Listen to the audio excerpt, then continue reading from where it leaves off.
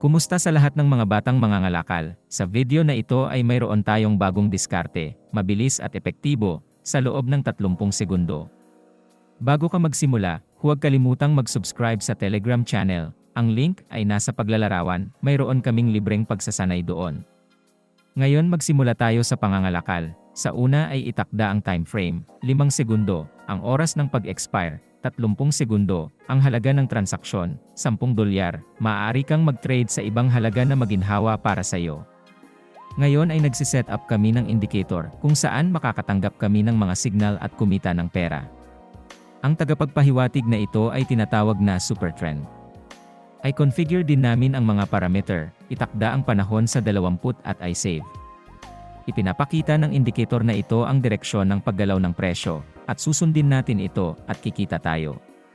Ngayon ay lumipat tayo sa mga pares ng pera at simulan ang paghahanap para sa unang sitwasyon ng kalakalan. At kaya, mga kaibigan, tingnan mo, narito mayroon tayong napakahusay na pataas na paggalaw, at dito tayo magbubukas ng deal sa pagbili upang ipagpatuloy ang kilusan. Ang aming kalakalan ay napunta sa netong kita, ngayon ay maaari na tayong lumipat sa susunod na pares ng pera. Sa ganitong sitwasyon, magbubukas kami ng deal para ibenta, agad na bubuksan upang ipagpatuloy ang paggalaw at maghintay. Ang aming kalakalan ay nagtatapos sa isang positibong tala, at kami ay lumipat sa susunod na pares ng pera. At kaya mga kaibigan, sa ganitong sitwasyon, magbubukas din tayo ng deal para magbenta, natanggap na ang signal mula sa super trend. Ayon sa mga nakaraang sitwasyon, naging malinaw sa amin na ang oras ng pag-expire ay sapat na para sa amin upang isara ang mga deal sa isang plus. At sa gayon ang kalakalan ay nagtatapos sa isang positibong tala, lumipat kami sa susunod na pares ng pera.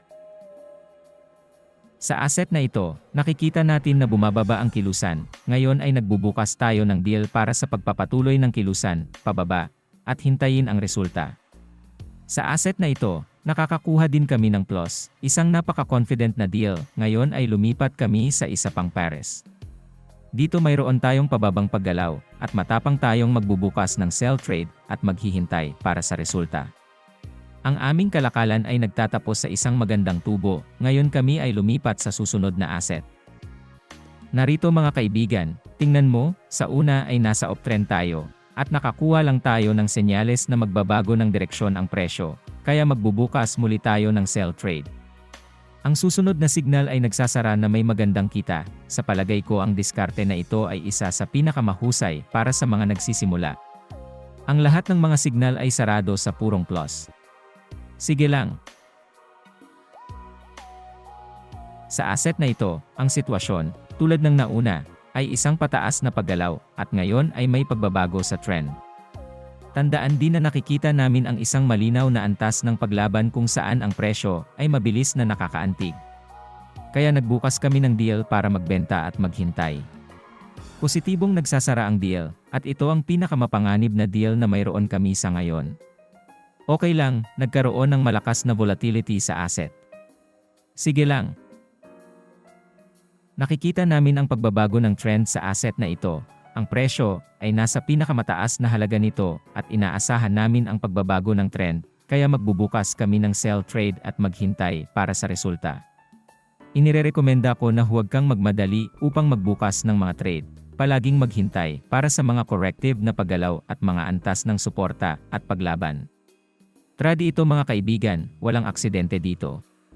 Sa asset, nakakakuha tayo ng kumpiyansa na pababang paggalaw, sa palagay ko ginagawa natin ang lahat ng tama, ito ay isang mahusay na resulta.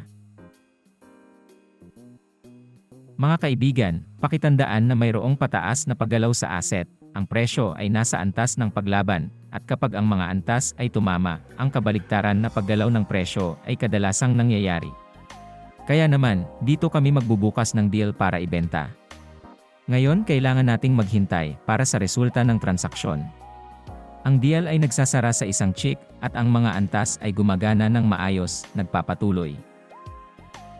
Muli ay mayroon tayong pababang kilusan, muli ay mayroon tayong sell signal, sa isang corrective na kilusan magbubukas tayo ng trade down, at maghintay para sa resulta.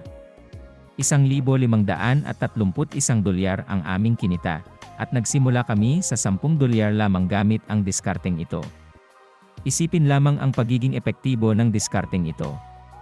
Ang mga konklusyon ay nagmumungkahi sa kanilang sarili, sundin lamang ang uso at kumita.